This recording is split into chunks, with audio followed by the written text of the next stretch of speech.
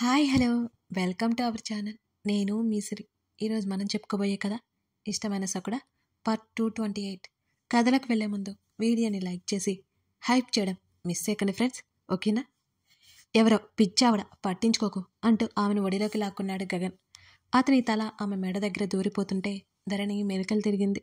అప్రయత్నంగా అతని గుండె చప్పుడు ఆమెకి వినిపిస్తుంటే ధరణి కదలికలు ఆగాయి. అతని ఛాతీ మీద చేతిని వేసి ఎంతో వేగంగా కొట్టుకుంటున్న అతని గుండె చప్పుడని ఆమె అనుభూతి చెందుతోంది. ఏమైంది? ఆమె తల ఎత్తి అడుగుతూ ఉంటే ఏమవుతుంది? అతను తిరిగి ప్రశ్నించాడు ఆమెని. ఆమె పెదవులు బిగించి ఏదో జరిగిందని అర్థమవుతుంటే ఆమె సమాధానం ఇవ్వనేలేదు.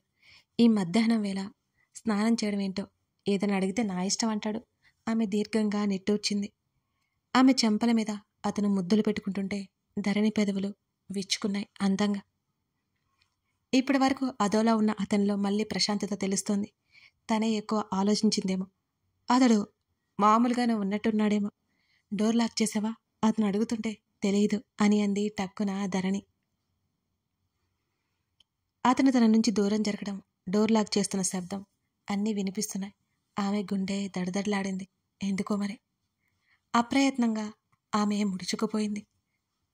అతని కౌగిలిలోకి మళ్ళీ చేరిపోయింది. ఆమె పట్టు చుట్టూ అతని చెయ్యి మళ్ళీ చేరింది. చాలా హ్యాపీగా ఉన్నావు ధరణి అడుగుతుంటే, నీకు అలా అనిపిస్తుందా? అయితే ఉన్నాను అని గగన్ అన్నాడు. ఎందుకు? నా ఎనిమి నాకు అడ్డు రాకుండా లాక్ చేసేసా, అందుకు. అతని ఫీల్డ్లో అవన్నీ కామన్ అనుకుని వాటి గురించి ధరణి పెద్దగా అడగలేదు. నా ఎనిమి గురించి తెలుసుకోవా గగన్ అడుగుతుంటే, నాకు ఇంట్రెస్ట్ లేదు అని టక్కున చెప్పింది. ఇప్పుడు వాళ్ళందరి గురించి తెలుసుకోవడం ఎందుకు? చిరాగ్గా ఆమెకి. తర్వాత చెప్పలేదని మళ్ళీ నా మీదే గొడవ పడతావు అని అన్నాడు అతను.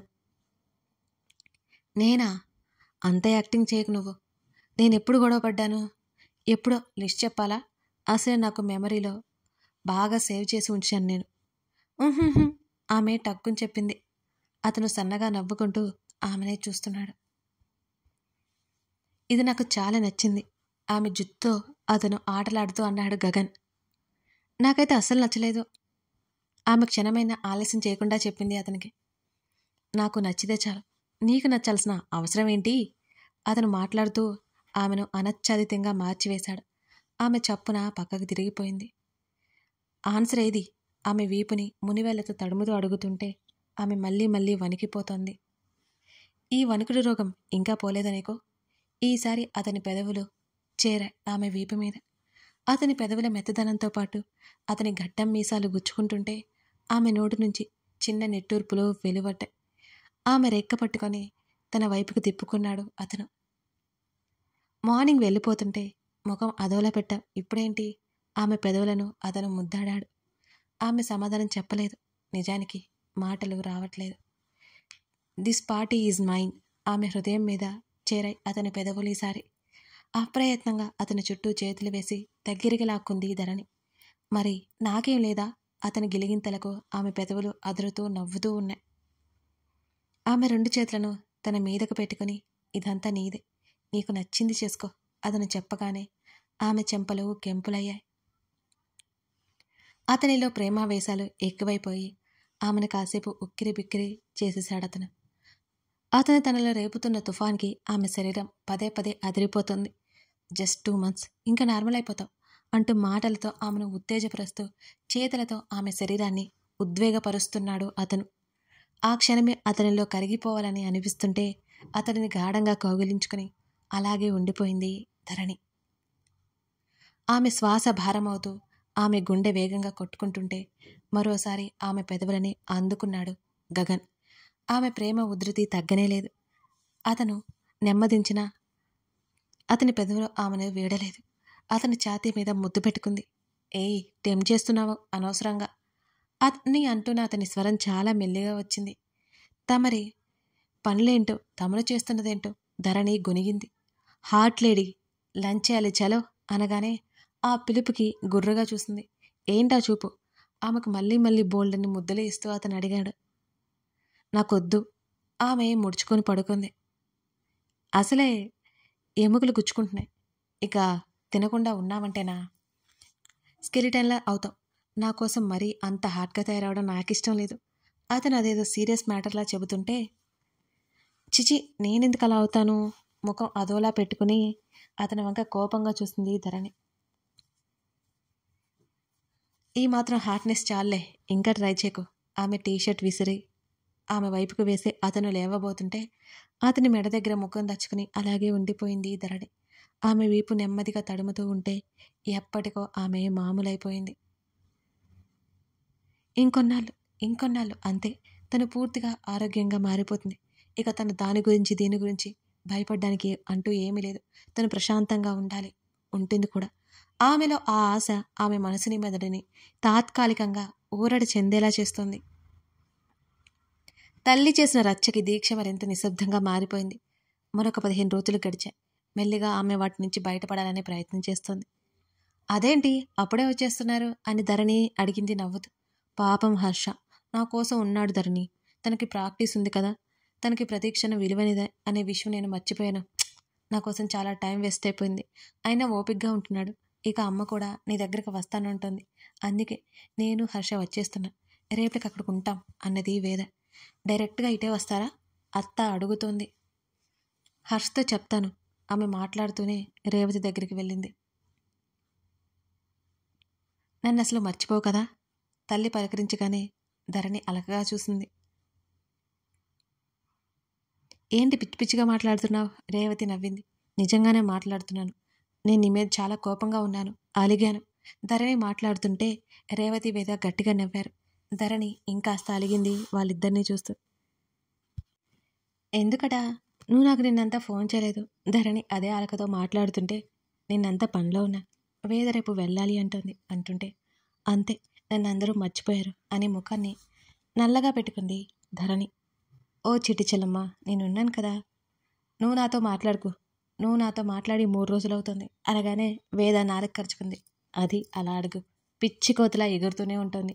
అటు ఇటు తిప్పిన తల ప్రాణం తోకకు తెచ్చింది అని అన్నాడు హర్ష ఆమె పక్క నుంచి. ఎవరూ చూడకుండా అతని నడుము మీద గిల్లింది వేద. అతని పెదవులు బిగించి సీరియస్గా చూశాడు ఆమె వంక. అది కాదు ధరణి, నేను ఎప్పుడు వస్తానో తెలియదు కదా, అందుకే మొత్తం చూస్తున్నా అన్నది వేద. మాటలు చాలే, నేను కాల్ కట్ చేస్తున్నా అని ధరణి అంటుంటే ధరణి అంటే రేవతి ఫోన్ వెంటనే తీసుకుని పక్కకెళ్ళింది. రేవతి బుజ్జగిస్తుంటే ధరణి ఊకొట్టడం తెలుస్తూనే ఉంది వాళ్ళకి. వేద, నేను ఒకటి అడుగుతాను చెప్పు అని హర్ష అనగానే అతన్ని గిలిన చోట ఆమె చేత్తో తడుముతూ ఏంటి అని అడిగింది. అసలు నువ్వు ధరణికి అక్కవి ఎలా అయ్యావో నాకు ఇప్పటికే అర్థం కావడం లేదు. అతను పెదవి విరిచాడు. అంటే ఏంటి నీ ఉద్దేశం? అతని మాటల్లో వెటకారానికి పళ్ళు కొరికింది వేద. మీ ఇద్దరికి ఏమాత్రం పొంతన లేదు మరి. తనేమో చిట్టి కుందేలు పిల్ల ఇన్నోసెంట్గా ఉంటుంది. నువ్వు మాత్రం అంటూ సోఫా నుంచి పైకి లేచి 2 అడుగులు వేశాడు అతను. ఓయ్ చెప్పు ఏంటి? ఆమె కూడా పైకి లేచింది. రాకాస్ జాతికి చెందిన దానివి, పెద్ద దెయ్యానివి అని అక్కడి నుంచి వేగంగా మెట్ల వైపుకి అడుగులు వేశాడు హర్ష. అతని మాటలు అర్థం చేసుకున్న మరుక్షణం అతని వెంట పరుగులు పెట్టింది వేద. హర్ష ఆగు! వేద అరుపులకి రేవతికి కూడా వినిపిస్తున్నాయి. ఏమైందమ్మా? ధరణి అడిగింది. ఏం లేదులే, రేవతి నవ్వుకుంది. నువ్వెప్పుడు వస్తున్నావో చెప్పు, ధరణి బెంగగా అడిగింది. నెక్స్ట్ మంత్ వస్తాను. ఏమైంది? అంతా బాగానే ఉంది కదా? బాగానే ఉంది. చెప్పు ధరణి, రేవతి మృదువుగా అడిగింది. ఏం తోచట్లేదమ్మా. ఇంకో నెల అంతే, ఆ తర్వాత నీ ఇష్టం. కూతుర్ని ఉత్తేజపరచడానికి మాట్లాడడం మొదలుపెట్టింది రేవతి. ఫోన్ కాల్ కట్ అయింది. అలాగే నిశ్శబ్దంగా ఉండిపోయింది ఆమె. తన కూతురికి ఎందుకు ఇలాంటి పరిస్థితి వచ్చింది? ఎవరికి ఏ అన్యాయం చేయదు, చేతనంత సాయం చేస్తుంది.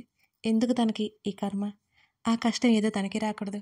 25 లేకుండానే జీవితం మీద ఆశలు వదిలేసుకుంటున్నట్టు తన కూతురు గుర్తొస్తుంటే ఆమెకి ఏడుపు ఒక్కటే తక్కువ. చేతుల్లో ముఖం దాచుకుని కూర్చుంది రేవతి. వేద వెళ్తూ రేవతిని గట్టిగా కౌగిలించుకుంది. వేదకి ఆమె నుంచి దూరంగా వెళ్ళాలి అని అనిపించడం లేదు. తన చిన్నపిల్లల తన తల్లిని మరింత గట్టిగా పట్టుకుంది. వెళ్ళొస్తాను నాన్న. తండ్రి హృదయం మీద వాలిపోయింది వేదవతి. ఆ పిలుపు కోసం ప్రతాప్ ఎన్నేళ్ల నుంచి ఎదురు చూస్తున్నాడు మరి. ఆమె ఒకేసారి తల్లిదండ్రులను హత్తుకుని కళ్ళు తుడుచుకుంది. నేను త్వరలోనే వచ్చేస్తాను, కూతురికి అడ్డం పట్టుకుని చెప్పింది రేవతి. వేద సరే అన్నట్టు తల ఊపింది. ఇద్దరూ హర్ష వైపు చూశారు. నీకెప్పుడు మేము రుణపడి ఉంటాం హర్ష అని అన్నాడు ప్రతాప్. ప్లీజ్ అంకుల్, అంత పెద్ద మాటలు అనకండి. అదంతా గగన్ వల్లే. అతని మాటలకు ఆ ఇద్దరూ నవ్వారు. హర్ష చేతిని చుట్టేసింది వేద. ఫ్లైట్ టైం అవుతుంటే ఇద్దరూ వెళ్ళిపోయారు. అప్పుడు వచ్చాయి రేవతికి కన్నీళ్ళు. భార్య భుజం చుట్టూ చెయ్యేసి బయటికి తీసుకెళ్ళిపోయాడు ప్రతాప్. మన మైథిలి బ్రతికే ఉంది. చాలా సంతోషంగా ఉంది. చక్కగా పెళ్లి చేసుకుంది, డాక్టర్ అయింది, మన దగ్గరకు కూడా వచ్చింది. మనం సంతోషపడాలి. ఇక తను మన అమ్మాయి. బాధెందుకు రేవతి అని ప్రతాప్ భార్య కళ్ళు తుడుచుతూ అడిగాడు. రేవతి పెదవులు బిగించుకుని మౌనంగా కూర్చునే ఉంది. ఇంకా తన కూతుర్ని తనతో ఉంచేసుకోవాలనిపిస్తుంది ఆమెకి. వేదకి గోరు ముద్దలు తినిపించాలి, ఆమె జుట్టు దువ్వాలి, అల్లరి చేస్తుంటే అరవాలి, అప్పుడప్పుడు మందలిస్తూ ఉండాలి. ఇద్దరు కలిసి భోజించాలి, తనతోనే తన పక్కనే పడుకోబెట్టుకోవాలి, తన కూతురికి మంచి చెడు అన్నీ చెప్పాలి. ఇవన్నీ ఎన్ని చేస్తే తనకి తృప్తి లభిస్తుంది, ఎన్ని చేసినా తనివి తీరదేమో. ఆ తల్లి మనసు అన్నీ చేయాలని ఆరాటపడుతోంది. ఇన్ని రోజులు వేద తన దగ్గర ఉన్న తనే సరే తనివి తీరలేదు. ఆంటీ వచ్చి రాగానే మాలవిక కాలుగించుకుంది వేద. ఆమె కూడా తిరిగి హత్తుకుంది ఆప్యాయంగా. ఆమె తన మేనకోడలు. ఆ ఫీలింగ్ చాలా బాగుంది. ధరణి వేద ఇద్దరూ తన కోడళ్ళే. ఇద్దరూ దూరం జరిగారు. నీలాంటి బ్యూటిఫుల్ అత్త ఉంటే ధరణిలా నేను ఇక్కడే సెటిల్ అయిపోయేదాన్ని. బ్యాడ్ లక్, నీకు ఇంకో కొడుకులేడు అంటూ హర్షని ఉడికించింది వేద. గగన్తో మాట్లాడుతున్న అతను వేద మాటలు వినిపిస్తుంటే తర్వాత చెప్తాను ఈ పని అన్నట్టు పెదవులు కదిపాడు. వేద నాలుక బయట పెట్టి వెక్కిరించింది. హర్ష కూడా నా కొడుకు లాంటివాడే. చిన్నప్పటి నుంచి హర్ష నాకు బాగా తెలుసు. ఏం పర్లేదు, నువ్వు కూడా ఇక ఇక్కడే ఉండిపోవచ్చు అన్నది మాలవిక. అబ్బాబా, ఇప్పుడు నాకు అర్థమైంది గగన్కి నీ లక్షణాలే వచ్చాయని. వేద అనగానే ధరణి ఫక్కున నవ్వింది. ఒప్పుకుంటాను, అయితే ఏంటట? మాలవిక కళ్ళెగరేసింది. వెంటనే ధరణి భుజం చుట్టూ చేయేసి లాక్కుని మీ అందరి మధ్యన అమాయకపు చెల్లి అల్లాడిపోతుంది అన్నది. నీ చెల్లికి తోడు నువ్వున్నావుగా. మాలవిక వేదని కూర్చోమన్నట్టు చూసి కాఫీలు తెప్పించింది అందరికీ. నేనున్నాను, మీ ఆయన ఏమైనా అంటే చెప్పు, ధరణి నేను చూసుకుంటాను అంటూ సీరియస్గా చెప్పింది వేద. నువ్వా అన్నట్టు అదోలా చూసింది. అలాగే ముఖం పెట్టుకుంది ధరణి. నిజమే పాప, నమ్మవు నన్ను. మీ ఆయనతో పాటు 4 ఏళ్ళు కలిసి ఉన్నా. నాకు అన్నీ తెలుసు. నీకేం కావాలో చెప్పు, మొత్తం బయటపడేస్తాం మీ ఆయన సంగతులన్నీ అంటూ గగన్ వైపు చూసి కళ్ళెగరేసింది. ఏడ్చావులే అన్నట్టున్నాయి అతని చూపులు. కథ కొనసాగుతుంది. ఇలా సకుటుంబ సపరివారం అంతా ఒక దగ్గర చేరి ముచ్చట్లు పెట్టేశారన్నమాట. కథ నచ్చితే లైక్ చేసి కామెంట్ చేయండి. అలాగే మెంబర్స్ ఒకసారి పోస్ట్ చూడండి. Thank you for watching this video.